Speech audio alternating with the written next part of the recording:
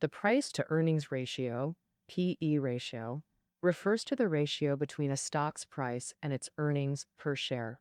Mature Western stock markets typically maintain long-term average price to earnings ratios around 15 times, making that a reasonable baseline reference. When PE ratios rise significantly above 15x, valuations become substantially elevated.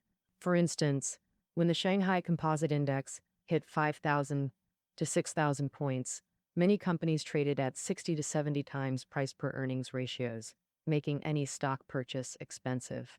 Conversely, average price to earnings ratios below 15 times X indicate relatively low valuation levels.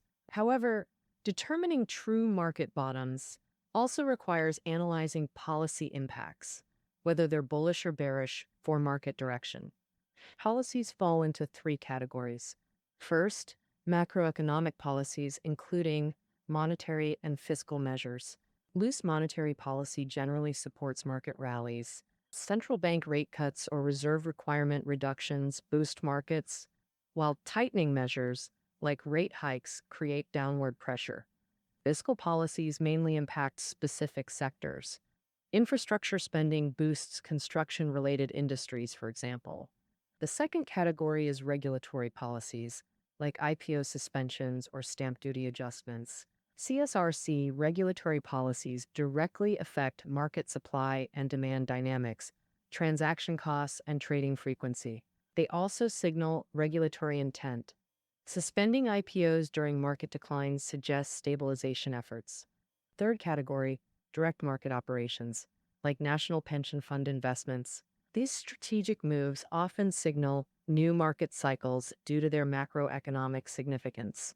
How to assess conflicting bullish or bearish policies coexisting. Compare policy impacts through capital flow analysis. If rate cuts coincide with leveraged trading crackdowns, when bearish policies affect 10 times more capital than bullish measures, exit strategies become imperative. Beyond valuations and policies, market sentiment shifts offer crucial valuation clues. When Qiu Guolu visited George Soros's quantum hedge fund, he discovered the investment titan intensely monitored market sentiment, instructing traders to identify overcrowded trades. Soros believed that when a trade suddenly explodes in popularity with massive capital inflows, it signals an imminent market reversal. Quantum fund traders observed the three most crowded global trades: shorting USD long CNY, shorting USD long TWD, and shorting USD long KRW. Recognizing extreme USD bearish sentiment, Soros immediately went long USD while shorting Asian currencies, reaping massive profits. Coincidentally, Q's first boss used market sentiment through his distant nephew law to gauge market cycles. And this fund manager's rarely contacted nephew would suddenly call asking about stock market opinions during market peaks.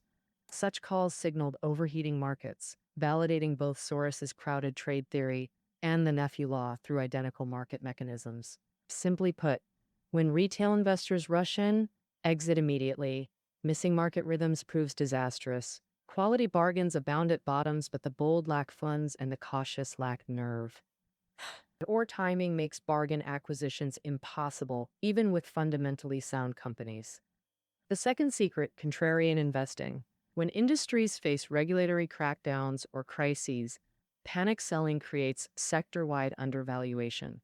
Q's construction machinery investment became a contrarian masterpiece during such opportunities. In 2010, China's consumption-driven growth strategy prompted macro controls on steel, coal, and construction machinery sectors. Fund managers swiftly divested construction machinery stocks, reallocating to consumer sectors. However, Q's research revealed surging local infrastructure projects and explosive construction equipment orders. He realized consumption-driven growth requires new investments. No investment means no sustainable consumption. After capacity reduction through macro controls, leading engineering machinery companies thrived, making Q's contrarian investment hugely profitable within 6 months. Similarly, food safety incidents often drag down entire sector stocks, even unrelated companies. In reality, such stocks usually rebound quickly. Temporary dips become prime buying opportunities. International investors call this strategy disaster buying, like buying airline stocks post 9/11 attacks or railway stocks after Wenzhou train crash. These contrarian moves often outperform conventional trades, but contrarian investing requires strict preconditions analysis. First, product substitutability. Vulnerable products might get eliminated by single crises, like airships. Already complex and costly, one major accident could end the industry. Second, verify technical advantages, brand strength, and market foundations. Extreme caution required in bargain hunting. Stock drops reflect majority consensus about company problems. Before bargain hunting, verify if you possess genuinely unique insights. Avoid missed opportunities by addressing two key questions when bottom fishing. First, determine if issues are temporary or permanent, solvable or insurmountable, company specific or industry wide. Assess difficulty restoring consumer confidence post crisis. Industry wide scandals like melamine milk crisis require prolonged recovery, possibly altering consumer behavior. Investment proverb: there's never just one cockroach in the kitchen. Implied meaning: one visible problem indicates hidden systemic issues. Exposed issues in listed companies might be just the tip of the iceberg. Never bet before full investigation.